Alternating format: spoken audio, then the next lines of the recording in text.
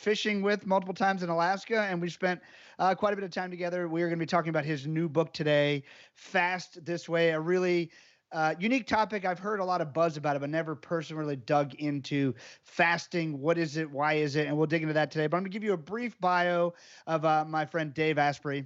So Dave is the father of biohacking and CEO and founder of Bulletproof 360. He is a two-time New York Times bestselling author of 5 books, host of the Webby Award-winning podcast Bulletproof Radio, and the creator of the global phenomenon Bulletproof Coffee and the Bulletproof Diet, which no doubt you've had some version of Dave's invention of coffee with butter in it, whether he got the credit or not. Through the Bulletproof Diet, countless biological experiments and simple life hacks, Dave has maintained a 100-pound weight loss, upgraded his brain, and transformed himself into a happy and gratitude-filled husband, father, writer, executive, and human being. With over 200 million downloads, I said that right, 200 million, of his Bulletproof Radio podcast, millions of monthly unique visitors to his blog, and the Bulletproof 360 products in millions of households worldwide, Dave has created a movement that shows us the power of intention and the incredible capacity of the human body. He has spent the past 2.5 decades traveling the planet from Tibet to the Andes, discovering and engineering ways to maximize physical, mental, and spiritual well-being. Dave shares his journey of self-discovery as an example that can lead you towards unlocking your full birthright potential. And his latest book, Fast This Way, continues that journey. Dave, welcome, and what did I get wrong? Well, you said only 2 New York Times bestsellers. It's 4. Oh, see, I mean, there we go. We're that's always like me underestimating forgetting each other, Dave. how many Emmys you've got. Perfect. Good. Well, even better. A lot to talk about. I want to talk about fasting. You have a new book out called Fastest Way. Everyone should buy it, share it with your friends and family. Before we get to the actual science and the data and all the things you do behind fasting, I'd love for people to know a little bit about your journey. You didn't know you were sick. You got sick when there was a bunch of mold in your family's house. I think this is super interesting because there's probably, I don't know, millions of people out there walking around not knowing that they're working against something that they don't even know is happening in their body. So tell us a bit about that. So I grew up in a nice house in Albuquerque, New Mexico, but the basement had been flooded, which is common in deserts because when there's water, there's a lot of water, flash floods and whatever. So I had all kinds of weird health problems as a kid, but maybe I have allergies, maybe there's something going on. I was diagnosed with arthritis when I was 14 in my knees. I'm like, isn't that what you're supposed to get when you're 50? And I had just rashes and asthma and cognitive dysfunction, behavioral issues, OCD. All of those can be tied to toxic mold in a home. So this set me up biologically for not a good start. I was on antibiotics for 15 years because of chronic strep throat. And I actually did a documentary called Moldy Movie. It's free, moldymovie.com. And I regret not hiring you to do that for me, Nick, because I'll take it. No, that would have been really cool. I don't know that I knew you when I did that documentary, but it was, and it's a free thing because a lot of people don't know that it makes a big difference. It's one of the many environmental variables that you can control. You think about it, every day your body combines about 30 pounds of air and some amount of food or body fat, and it makes electricity from it. And that's what powers your thoughts and your breaths and everything you do, everything you think. Well, if what you're getting from your air is full of what basically are antibiotics that mess with the little bacteria that make power in your body, it's no wonder that I was having some issues. In fact, given that right now, half of people under age 40 have a problem making electrons, and everyone over age 40 has a problem making electrons, we call it aging. This is something that's hackable. And when I wrote the Bulletproof Diet, which has helped people lose 1 million pounds and counting so far, I touched on intermittent fasting, ketosis, but done in a cyclical way, avoiding bad fats like omega-6s, and avoiding plant toxins. And all of those in the last 10 years have become like their own little camps in health and wellness. And I've seen this thing happen in keto that really drives me nuts, where people say, oh, I felt really good when I did a keto diet for a week, therefore I'm never eating a carb again. And then 2 months later, especially women, they hit the wall first. Like, something's not right. My cycle's off. I don't sleep very well. My hair is thinning. And guys, it takes them another 2 to 4 weeks. And like, oh, my sleep went away. And then my morning kickstand went away. And now my hair is thinning. I'm like, guys, just because something is good doesn't mean you need to do only that forever. And I see us going down the same path of fasting, where I feel so great when I learn how to intermittent fast. I'm going to do it every day for the rest of my life. And then you hit a wall. So I wrote this book for two big reasons as Fast This Way. One was to zoom in and to prevent the over fasting problem, but also to let people know men and women are not the same. There's a chapter based on studies just on women, and it turns out women are not small men, especially biologically. I mean, who would have ever thought? I had no idea, right? And there's just so much knowledge here. And then there's a whole spiritual side of fasting. And I see these poor people going, well, I've never fasted before. I believe because mice did it that I can only have water during a fast.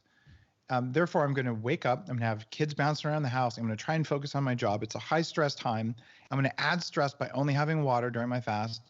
And then they have a terrible experience. They never want to do it again. And they say it doesn't work.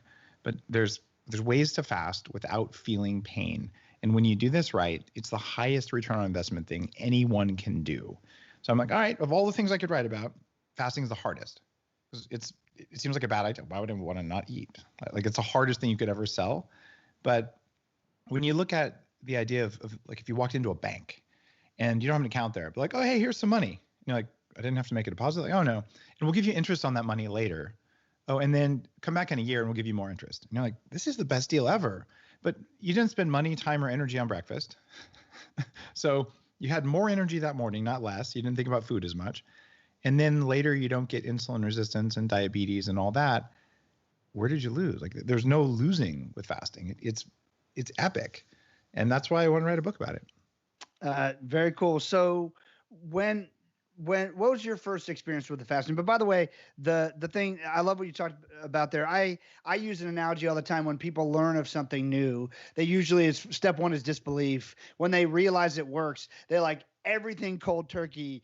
They do it 100%, and then they realize they're a miserable human being, and then they figure out some way of integrating the healthy aspects of it into what works for their personality, their lifestyle, whatever else. But we have this imitation stage, which is what screws everyone, right? It's like, oh, yeah, it worked for, I don't know, this guy, someone do it exactly that way. But yeah, so what was you've hacked your body. You've done many things that I would not recommend people do with or to their bodies, all in the name of hacking a better human so I can learn from you and not have to do it. Like, what was your first experience with fasting, and was it nuts or was it good? Well, I remember when I was about 26, I had just made $6 million as a co-founder of a part of the company that held Google's first servers, when Google was two guys in a server and Facebook was the Facebook. And I'd been struggling with my weight for years. My energy was off. I was having brain fog, and I was actually afraid. I bought disability insurance. I'm like, I don't know if I can keep working because I have the pedal all the way to the floor and I'm slowing down and I don't know what else to do. But I'm exercising all the time. I do everything I can and nothing works. So someone said, hey, Dave, you should try skipping breakfast or try fasting. And this was unheard of in the late 90s. And I was horribly offended, Nick. I was like, are you kidding?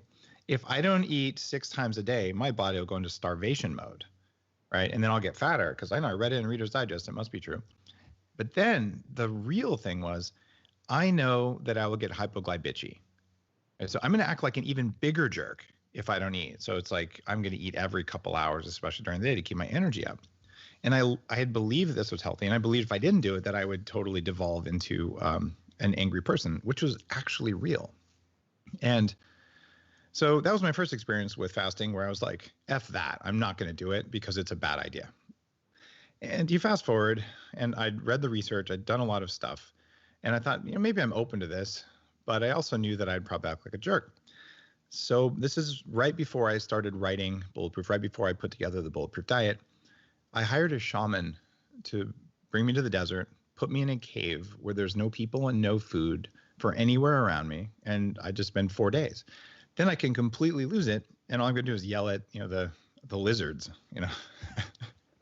But I wanted to face being alone, because a lot of people eat when they're lonely. I wanted to face being hypoglycemic all by myself. And I wanted to kind of show my body, look, I know that I'm not going to starve to death for probably 2 or 3 months. And some people can go a lot longer than that. And as fat as I was, probably could have gone longer. So it was a scary thing, to be perfectly honest, both the loneliness and the isolation and the lack of food. But I did it because I was like, I gotta face this down. I don't want it running me. And that's the context. And that's the story that I'm telling throughout the book, where it's it's a really personal story, and there's a side of fasting that's mostly in your head. So that was my first real experience with a 4-day fast, was just going all in on it. And I talk about the psychology, even the spiritual stuff, as well as the biology throughout the book. The reality, though, is that fasting, it just means going without, but it doesn't mean going without all food. You can fast from social media. You can fast from porn. You can fast from heat. It's called cold therapy. That's a brief fast. But I mean, you can do all sorts of things. And what's happening is the body thinks it needs something. And then if it doesn't get it, you get super stressed and you tweak. But the reality is that the body doesn't need it. So it's like training your dog to sit when it wants to jump up and down. And you can do this with the systems in your body that you feel like you don't have control over. In fact, you feel like they control you. And it's incredibly liberating. One of the studies in Fast This Way says that the average person spends 15% of their daily thoughts thinking about what's for their next meal. Now, if you could do something during a fast that turned off your hunger voice, you would get 15% better mental performance that day. You have more thoughts. It's actually greater than 15% if you do the math reverse-wise.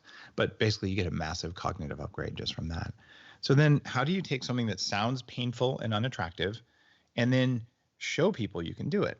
And as an example, I had 30,000 people join me this week on my fasting training and challenge. This is a free thing I'm doing. Look, I'll teach you my book because I just want you to read it, because I think it's going to make you a higher performance, nicer human when we can banish hypoglycemia from our vocabulary, at least from our life.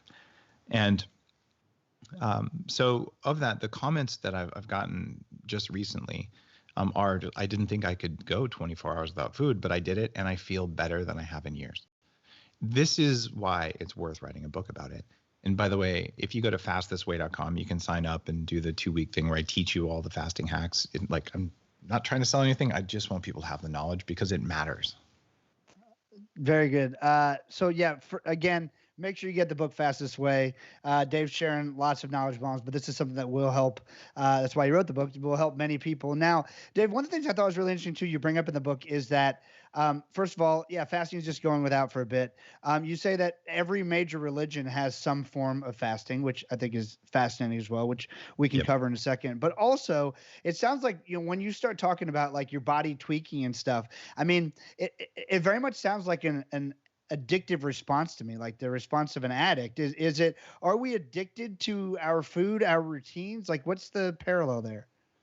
There are some foods that are addictive. And one of the gifts of learning how to do intermittent fasting, I'm not talking about going days without food the way I did. I'm talking about going 16 hours without food, which is really easy because you're asleep most of that time anyway. Right. Well, it's not as big of a challenge as it sounds. How many days in a row should you do that, by the way? It really depends on how healthy you are, whether you're a man or a woman, how much weight you want to lose. And for women, I recommend, if you've got a lot of weight to lose, or you're just getting started, or you have cycle irregularities, you might want to just start out with 3 days a week, maybe 4 days a week, and work your way up to 5. And there are studies that show that that's very effective. And you might say, I feel so good, I'm going to do 5. But it's very tempting to say, okay, I started out doing a 14-hour fast 3 days a week, and I felt really good. So I went up to 16-hour fasting 3 days a week. And then I did it 5 days a week. And now I'm never going to have breakfast again. Right? In fact, I'm only going to have dinner for the rest of my life. That's not going to work. And the idea is that fasting is meant to be flexible and intuitive, where, you know what? I'm menstruating. Maybe now is not the time to fast. I had a heavy workout yesterday. Now is not the time to fast. My girlfriend just broke up with me. Dude, have some breakfast. Don't have Pop-Tarts. Have the right foods. And what you learn is that when you eat certain foods, they make you hungry and your fast is almost unbearable. And when you eat other foods, you're completely not hungry. And having a sense of your actual hunger versus a craving is a big thing. So for a lot of people, gluten and dairy protein, especially milk protein isolate, which a lot of keto brands like, oh, I'll put that in coffee or put that in a muffin or whatever, that actually drives hunger for people. So what you choose before your fast says, will I sail through the fast or will I not? One of my favorite examples, and there's 5 big classes of foods that I talk about as likely to cause cravings for you in the book. But one of them is kale. Have you ever had like a big kale salad and be like, I'm so full I couldn't eat for hours? No. Has anyone ever? No, that's because kale is full of toxins and your body freaks out. It's like, could I have some sugar already so I can help to get rid of these things? You just like whacked me in the face with a piece of kale. I live on a small farm. We have sheep and pigs and chickens. Chickens can eat kale because they'll eat almost anything. Even the pigs spit out kale. And goats won't eat it. Horses won't eat it. They're pretty smart, those animals. It's because kale has this anti-nutrient in it called oxalic acid. I went on Joe Rogan's show when he was into kale smoothies. I'm like, Joe, this is going to cause problems for you. You got to stop this, man. 6 years later, he just had an episode where he's like, yeah, okay, I had to quit the kale. Too much oxalic acid. It took him a while, but it builds up. It makes kidney stones. It causes joint pain. It causes brain fog, and it causes sugar cravings. So people don't know it. Like, I'm going to eat this healthy thing, and then they're just dragging, and then of course their body wants sugar. So the idea of this is fasting teaches you, wow, what did my last meal do to me? And it's pretty amazing. You learn, these foods that I thought were good for me are not compatible with my biology, and I need to dial back on those. And when you do it, suddenly you have more power. And that's what fasting is about. It's about having just more raw energy to be yourself. So when you also said like a lot of people fast and they only have water, which would have been my guess, of course, before the book. Like, tell people, if you're going to do a 16-hour fast, you're going to try it for one day, like, what does that look like, and when should you eat? Maybe what would be a good idea to eat like the day before? That's worked at least for you. I'm sure it's different for other people. There's probably some pretty good standards, not Pop-Tarts. And then like what can you have during that fast? What would qualify during the fast, or just nothing? All right. There's a group of people who I like to call them the hair shirt fasters. And a hair shirt is something that a sect of monks used to make in like the 14th century. They would weave a shirt out of human hair and they would wear it because it was extra itchy and uncomfortable. Because suffering has merit. And if you could suffer more, it would mean that you were a better person. I do not believe in that. And a water-only fast is meant to come with rest, reflection, meditation, caves, medical settings, and things like that. There's nothing wrong with doing a water-only intermittent fast. It's just if you're not used to it, it is going to make you feel crappy, and it's going to give you that hangry feeling. And most people are too busy and too stressed to deal with that. So what could you do during a fast? How do we know we're still fasting? Well, Don't die. We need you. Yeah, I'll just drink some more water here. That sounds good. What you can eat during a fast must not raise your insulin, and it must not turn off a process called autophagy, which is the reason you're fasting in the first place. Autophagy is when all the digestive mechanisms of the body that usually are working on food, they have no food to work on, so the body goes, maybe I could clean up some of this debris in my cells. Maybe I can take out the old cells and build young ones. So the energy of breaking stuff down goes to break down the stuff that's making you old. If you eat carbohydrates, especially sugar, or you eat protein, it elevates a compound called mTOR that takes you out of autophagy, or it raises insulin. So basically, you avoid those two things. And that means you can have some fat during a fast, and you stay in a fasted state, but it matters which kind of fat. So there's 3 big hacks in Fast This Way. And the three fasting hacks are black coffee. Now, mice don't get black coffee in most studies because they don't have espresso machines, but it's better to fast with black coffee than not. If you don't believe me, just do a search for coffee health online, or coffee in any medical condition you can think of. Coffee is a superfood that just runs circles around kale. And we're talking reductions in all-cause mortality of people who drink a couple cups of coffee a day. One thing coffee does is it suppresses hunger, and it actually doubles the amount of ketones your body will naturally make during a fast. Ketones turn off hunger and give your brain more energy. The reason the sages fasted in caves was that after about 2.5 days of fasting, your brain snaps into this hyperdrive mode, which is when it starts burning fat instead of sugar, because fat has more energy. It's called calories. Fat is a higher calorie than carbs. You wanted those calories to go right into your brain.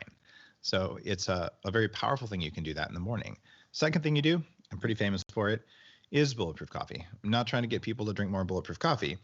I'm just saying that on the bulletproof diet, people have lost more than 1 million pounds doing intermittent fasting with bulletproof coffee in the morning.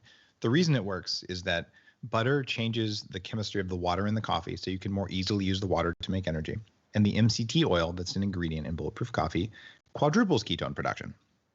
And when you do that, all of a sudden, when ketones go up, your hunger hormone called ghrelin goes down, and the fullness hormone called CCK, which is a Calvin Klein hormone, goes up.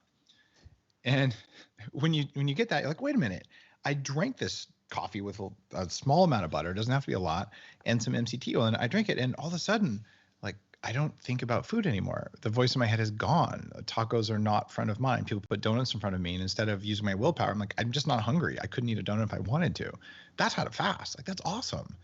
And then the third thing that no one's ever written about in the world of fasting is prebiotic fiber.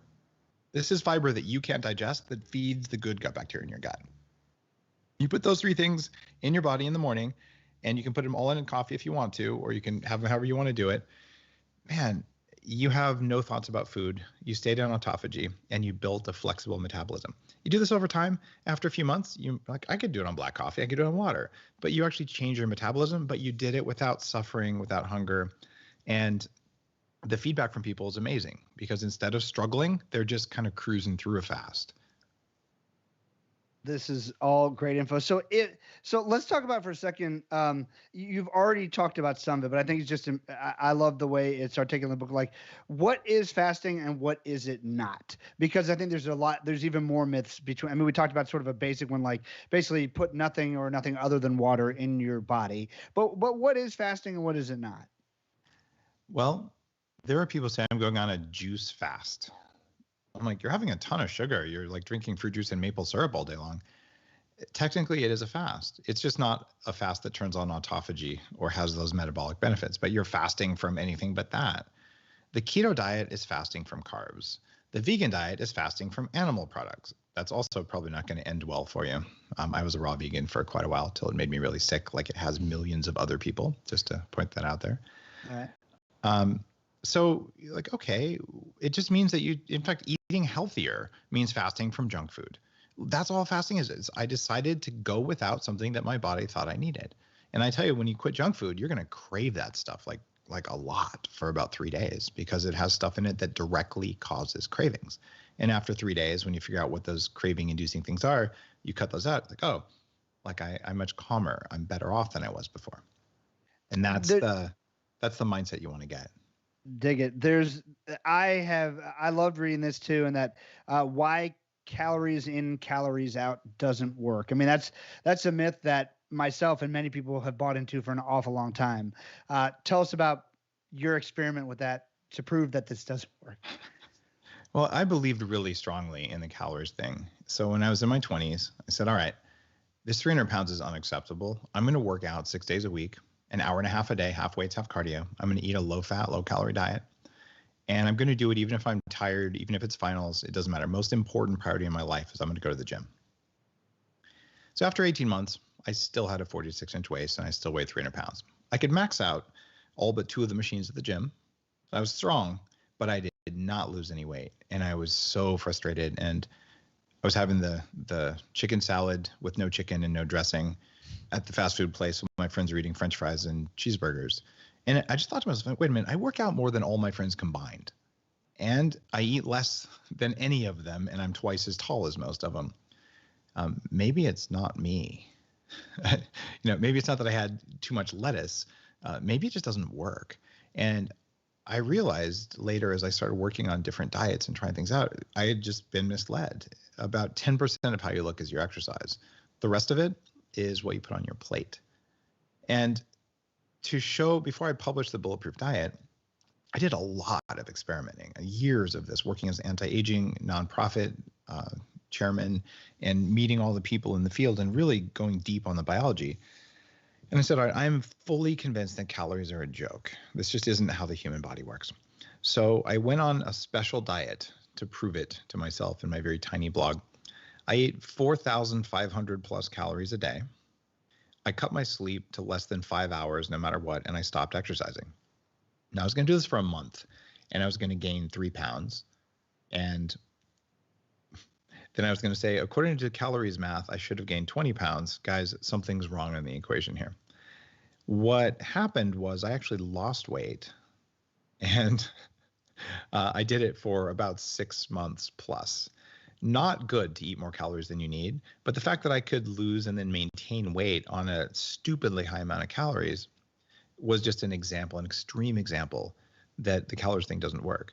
And on the flip side, I had beaten myself up. I'd felt moral failing, shame, all these things, because if only I could eat less calories. All the studies show that when you eat less calories, you're hungrier and you become more food seeking, and the amount of pressure to eat goes up and up and up. And no one can withstand that pressure for long periods of time. It is a brutal existence. In fact, it drives people nuts, and they've done studies where that actually happens. So you don't want to be doing that. It's not kind. It's not good for your biology. It creates stress, and it's a bad situation. But in animals, when you're eating an industrial cow, say something that's raised the way they raise commercial beef now, they buy a little pellet of something called zeranol, and it's a mold toxin, like the kind that was in my bedroom when I was a kid, called zearalenone. They concentrate it and put it in a little waxy pellet, and they put it in the cow's ear. This is just like antibiotics. Little capsule of antibiotics can have a big effect on your body, except this is a xenoestrogen. It's 1,000 times stronger than the estrogen that's in our bodies normally. And when they put it in the cow will get fat on 30% less calories. They actually measure this for all foods. It's called feed efficiency. Now, I would just say, if a calorie was a calorie, how is it that a little thing in a cow's ear can make calories 30% more powerful? If that is possible, calories are a joke as a way to measure weight loss. And it turns out 50% of the calories that you expend are not through exercise, it's through breathing and body temperature and basic stuff that you don't even have control over. So this whole, I'm going to measure every calorie, it is just masturbation. It might feel good, but it does nothing productive at the end. The 4,500 calories, what did you eat to get you to 4,500 calories? I ate the bulletproof diet, and I was practicing intermittent fasting because I was having bulletproof coffee in the morning, but I was putting in way more butter than made any sense. And every meal was steak and a ton of veggies. I was eating all of the bulletproof diet principles. I wasn't eating, tons of carbs and things like that. It was mostly keto, but cyclical keto. So I was just spiking my food with fat to get my calories up that much, and just eating more than I wanted at every meal. So lots of grass-fed meat, eggs, coffee, little bit of rice on occasion, but not every day, some sweet potatoes, stuff like that. And I was just like sick of eating by the time I was done with that. I didn't want to eat that much, but I'm like, I'm going to prove it to myself. And it is bad for you to overfeed. It actually increases cancer risk. You don't want to do it for long periods of time. But the fact that I could do that and lose weight was so unbelievable to me that I'm like, all right, I've tested the edges of the bulletproof diet, where I know that it works, and it's been translated into somewhere slightly less than 20 languages. And it's become a global thing of people in South America, people in Korea, people in Japan, who are just all in on this. And in fact, it's really hot right now in the UK. So, and this is going on 7 years since I came out with that book, and it's still going strong because it's what you eat, not calories. And so we've got to put an end to that. What's new and fast this way is when you eat makes even more of an impact than I talked about in the bulletproof diet. If you shift your dinner to be an hour or two earlier, that alone could make you lose weight. So if you eat before it gets dark outside, finish your dinner before 6. Think about it. You got 4 hours after dinner before you go to bed. If you go to bed at 10, you sleep 8 hours, and you wake up at 6 if you go on a schedule like that. You've just fasted for 12 hours, which is a very basic minimum baby fast. But most people don't eat breakfast at 6 a.m. So then you're like, all right, I'm just not going to eat for a couple more hours. What do you know? You just did a 14-hour fast because you had breakfast at 8 a.m., right? And then you say, oh, hold on. I'm going to be a real stud. I'm going to go till 10 a.m. to have a late breakfast. There you go. You just did a 16-8 fast right there, which is what a lot of the fasting programs say you have to do, although 16 is not a magic number. You can do 17 or 15. It's still good. And you might just say, I'm going to wait till lunch. And you did an 18-hour fast. But all you had to do was say, I'm going to have a late breakfast. Now, if you're like I was when I was heavy, at around 10 a.m., you'd get shaky, and the muffin would start calling your name in a very serious way. And you might have an argument with the muffin. You might win, but you're going to pay for it. And then you're out of sorts, and you go into that hangry, you get cold, you can't focus in a meeting, and you probably yell at people. So that doesn't work, and it's not sustainable, and most people will fail at that. And that's why the hacks are in the book. You do that, and all of a sudden, oh, I've got this.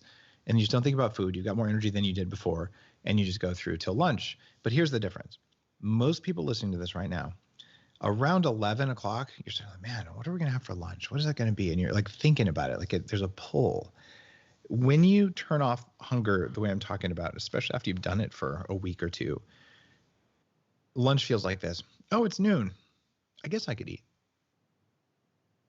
But if I didn't eat, I'd be fine. I could go a couple more hours. It's not that big of a deal. And then you eat because it fits.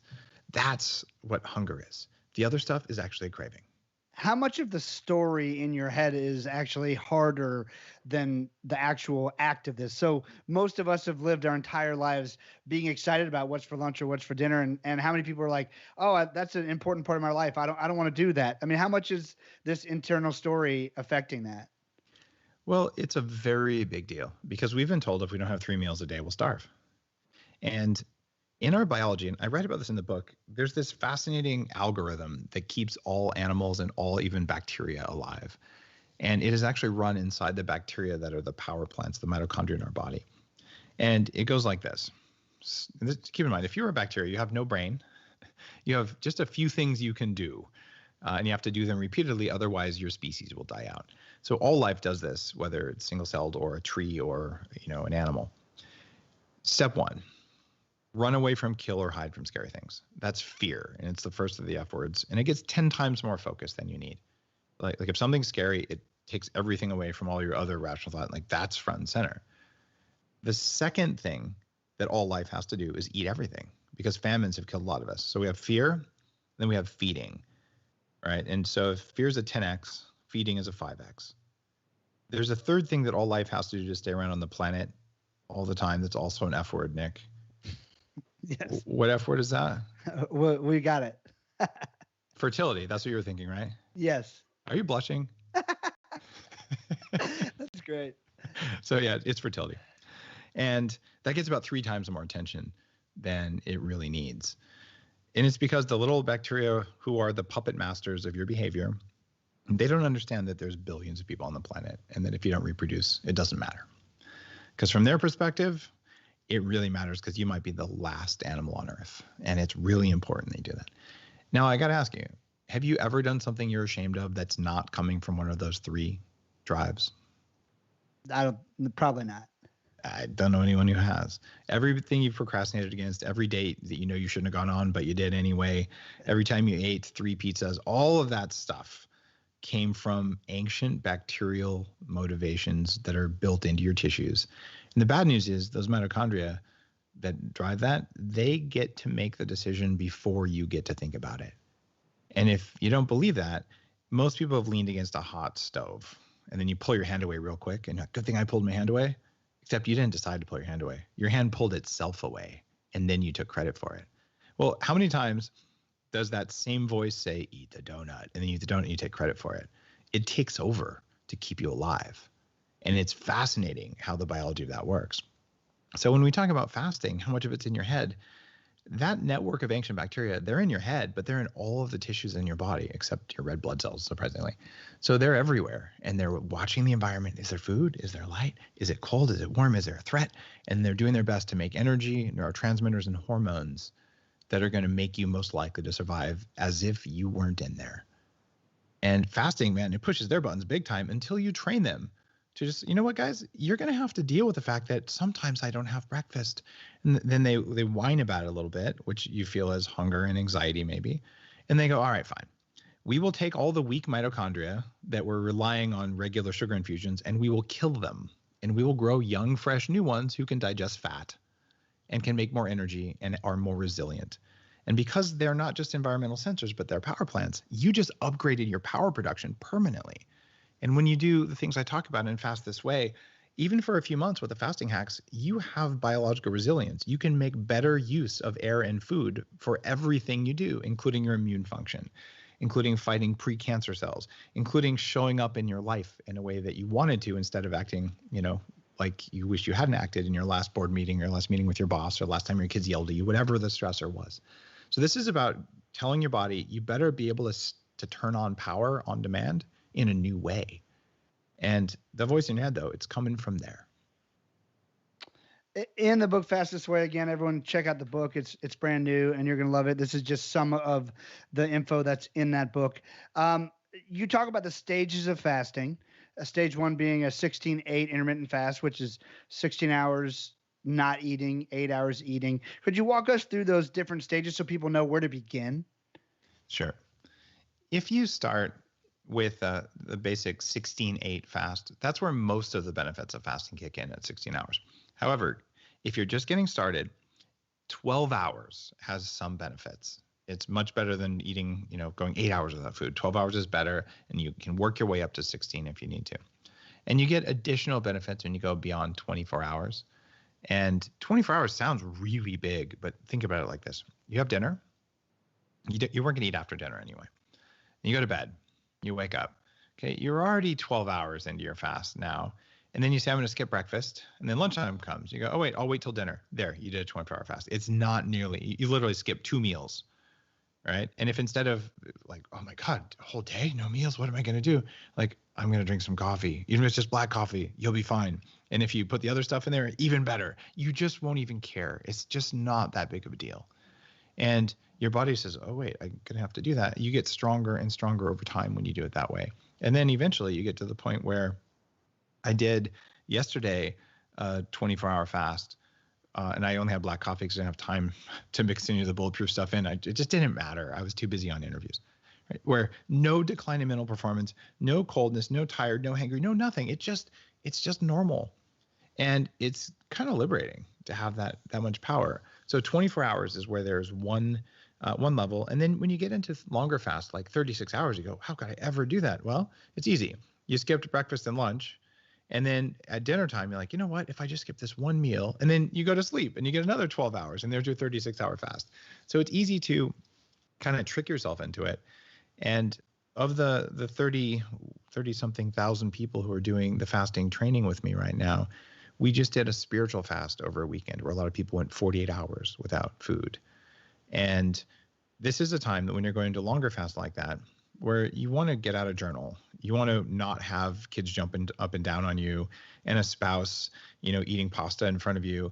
Like this is a time of rest and reflection. And the difference between a working fast and a spiritual fast is real. And there are people who are well trained on fasting. Okay, I'm going to work, through my 4 or 5 day fast. You can do it. I just don't recommend you start doing that. And a lot of people never fast for 4 days, and that's fine. But when you get up past 48 hours, you're definitely in longer fasting land, and you get more and more autophagy and growth hormone. Most people can fast really well for several days at home. If you're going to do a water only fast and you're going to do it for a longer period of time, I recommend medical supervision. There's some people don't do it, but generally speaking, that's pretty extreme, especially when it comes to managing your levels of salt and whatnot. But what I'm talking about in Fast This Way primarily is how do you start a regular practice of intermittent fasting that will work for decades and will never break you? And from there, longer fasts become effortless because you got the resilience from the shorter fasts. Now, the regularity of that. So for someone starting out, again, you're saying like a lifelong practice. Is that, again, if I'm trying to get my head around, is that something I do once a week, twice a month? I mean, like, what does that look like? Intermittent fasting, you skip breakfast most of the time, at least 3 days a week. Most people work up to 5 days a week. And then on weekends, you have some breakfast. But you don't want to be having breakfast most mornings. And what you'll find after you do this only for 2 weeks is that you don't want breakfast anymore. Because you realize every time I have breakfast, my morning is slower and hungrier and I'm groggier. But if I don't have breakfast, I'm just on fire. And you kind of look forward to it. And the idea for me of having breakfast, the vast majority of the time, I'm like, oh, I wouldn't want to do that. But if I'm super jet lagged, or if I lifted really heavy the day before and I wake up and I'm like, well, I'm actually hungry, I'll have breakfast. Right? And that doesn't mean I did anything good or bad. It was just, okay, my body actually wanted extra protein and it was time for it. And then the next day, intermittent fast. So the idea is, how many days a week? There is no rule, Nick. And it's how recovered am I right now? Think of fasting like exercise, and it is like exercise. It's a stressor, a hormetic stressor on the body. People say, how many days a week should I lift heavy? It depends. How stressed are you? Because it drives me nuts when I see these type A entrepreneurs like you and me, like, okay, I'm going to fly around the world. I'm going to launch 3 companies. And I'm going to do an Ironman, and I'm going to work out every morning. And there's a name for that. It's called burnout, right? So you do a longer fast when you have more energy, and you do a shorter fast when you're already dealing with enough other stuff. Got it. It's just you have to learn how to make it a part of your life. Fast for better sleep, sleep for better fast. Tell us about that idea. This is also new information in the world of fasting. And in the last 10 years or so of biohacking, we've learned so much about circadian biology. Nobel Prizes have been awarded in the last 10 years for understanding how our bodies set their timing system. And this all goes back to 2 billion years ago. We were some kind of a cell, and there were these ancient mitochondria bacteria. And then we tell ourselves, oh, we harnessed them. We inserted them into our cells and harnessed them to be our power plants. Now, from their little perspective, they're like, we found a mobile petri dish. We moved in and we're still in charge. Okay, one of those two stories is true. I think they're more in charge than we like to think. But here's how mitochondria set their time. At night, it's cold and there's no food because they ate algae. So they're floating in the ocean. And let's see, sunset comes, red light, gets cold, there's no food because there's no sun to feed the algae. So then they drop down in the water and they basically rest and recover. And then red light comes in sunrise, and then the water warms up. And as the red light gets brighter and you get more and more sunlight, it's less red, more blue, they come up. Right around between noon and 2 p.m. is when there's the most bright sunlight and the most food available. And this happens every day. So your body sets the timing of just about every cell in there based on a combination in this order of light, food, and temperature. What this means is that if you eat around noon or 2 p.m., that is actually the best time if you're going to eat one meal a day. But for our lifestyles, if you eat at 5 o'clock, that's just fine too. But when you stack light exposure and the timing of your fast, you can become a morning person. And I did that. I've been the kind of guy, my average bedtime for the last 15 years of tracking my sleep was 2:04 a.m.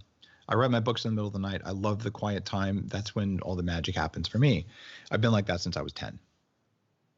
By using this combination of light and food, it's a lot more convenient to drop my kids off at school at 7:25 in the morning when I wake up naturally earlier. So now I'm a morning person because of what I wrote about in the book. And it's a combination of managing light exposure at night. If you're getting bright lights at night, even if you fast earlier in the day, it's not enough. You got to do both. But when you do both, I tell you how to get over jet lag, how to shift your circadian window earlier so you wake up early. Or if you're one of those poor people who has to go to bed at 8 o'clock because you can't stay awake, what do you do with light and food in combination in order to be able to stay up till 10 like normal people? So you have control of this, but you got to stack both of those things. And I also talk about True Dark, which is one of the companies I started around circadian biology that makes glasses that control the type of light that enters your eyes at night that makes you think it's awake. Just like with food, you have different. You have carbs, and there's different kinds of carbs that do different things. Different fats do different things. Different proteins do different things. So you pick the things that give you the results you want. Light is like a menu of spectrums, and when you cut out certain spectrums, then you're like, oh, different things happen. So these are nutrients you're getting into the body. And I look very much at light like I do food and saying, what kind of light do I want to expose myself to right now? And if you're going to be up at midnight staring at a bright screen with the lights on around you, you should expect to get terrible sleep. And what terrible sleep does, it drives cravings. You're unable to actually use your blood sugar the next morning, almost like you're diabetic. And that's because those little things trying to figure out, hey, we should all think it's nighttime so we can all rest at the same time. At the same time, the body rests, and then we can all wake up at the same time. So if you align your wake up and sleep cycle, man, you get a lot more energy that way. David, we have a question from my friend Christian who's watching live. He said, I've seen a lot of juice cleanses / diets on prepping you for fasting. They talk about cleansing the gut so you can lose weight, et cetera. Any comments on that? Well, most of the juice cleanses are not fasts. They're giving you a ton of sugar, and somehow this is supposed to be good for you. I do not think there is great science behind that. It just doesn't appear to be a great idea. What you can do during a fast, though, is you can take something called activated charcoal. And I write about this in the book. This has been used for thousands of years around the world. And when you fast or when you just have bad bacteria in your gut, they make an inflammatory compound that gives you muffin top, and it gives you muffin top in the brain. And it's called lipopolysaccharide, or LPS. So when you don't eat, especially when you're used to eating junk food, these bacteria in your gut freak out and they get stressed. Since they can't run away from or hide from anything, when they get stressed, they just make more toxins. That's how they fight. Those toxins go and they cause brain fog and food cravings for you. Activated charcoal sticks to those toxins. So fasting itself is cleansing, even the way I talk about it with the hacks. But you take activated charcoal, so when the bacteria try to sabotage you, you catch it and it doesn't affect you. Got it. And all these things you're talking about, you can get on your website, right? I mean, because You I can don't get know them where on to find this stuff. bulletproof.com. But Yep. here's the thing. I don't write books to sell bulletproof products. I mention them in there. I make products that I can't buy somewhere else. The reason activated charcoal and collagen, MCT oil, and clean coffee exist as categories in the industry is because of the work that I've done over the last 10 years, because people have recognized they work. So yeah, bulletproof.com, the prebiotic fiber is called Inner Fuel, and the MCT oil is called Brain Octane. And there's reasons those are different than the generics on the market. But look, I tell you all the ingredients. I tell you, like, do what you want to do. I have found what works best, and I dialed it in. But it's okay. You know, if you're drinking moldy coffee and all you have is coconut oil, it's not going to do the same thing, but it'll be better than what you do today. And perfection is not required. So I'd say, you know, give it a try and see what works. Got it. Well, I am encouraging you to say bulletproof.com and sending people there, because you have done the work most of us have not done. So it's a safe place to go. Once you do the reading, make sure, of course, all the disclaimers, you're medically healthy, check with your doctors, all the stuff you're supposed to do before you do some of these things.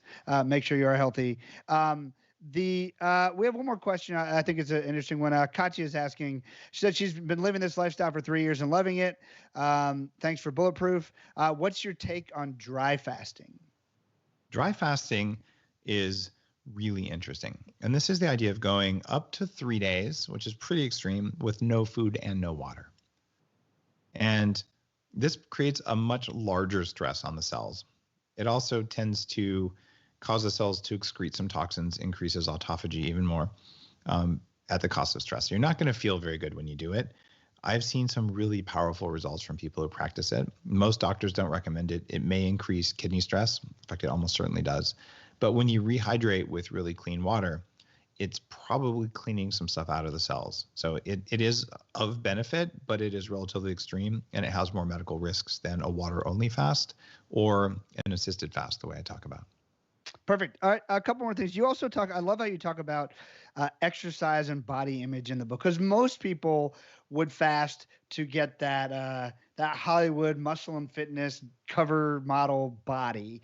And you really point out that this is not a thing to strive for. This is probably an unhealthy way to live. Talk a little bit about that. Well, I've had a few Hollywood celebrities you've seen with their shirts off work with me before their shirts off scenes.